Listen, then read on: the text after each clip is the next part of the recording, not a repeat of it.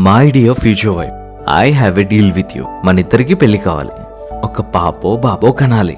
Life long నువ్వు నాతో ఉండాలి. మన పిల్లలు అల్లరి చేస్తుంటే వాళ్ళ అల్లరి తట్టుకోలేక నువ్వు వాళ్ళని చూసుకుంటావా లేకుంటే నేను చూసుకోవాలా అని గొడవ పడాలి మన ఇద్దరం. ఇంకో విషయం చెప్పనా, మన ఇద్దరిలో మన పిల్లలతో ఒకరు కోపంగా ఉండాలి.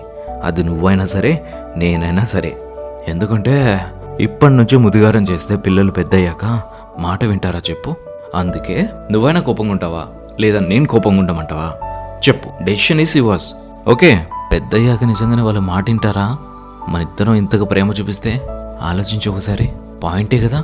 అందుకే మన పేరెంట్స్ అందగా బాబోయ్ నాన్నేమో కోపంతో ఉంటాడు, అమ్మేమో ప్రేమతో ఉంటుంది. అది కాకుండా మన ఇద్దరం వాళ్ళతో మన పుట్టబోయే పిల్లలతో ప్రేమగా ఉంటే ఎలా ఉంటుంది? మాట వింటారా? అమ్మో, తలుచుకుంటేనే భయం వేస్తుంది. సో డిసైడ్ అయిపో, నువ్వా నేనా కోపంగా ఉండేది, అంతే.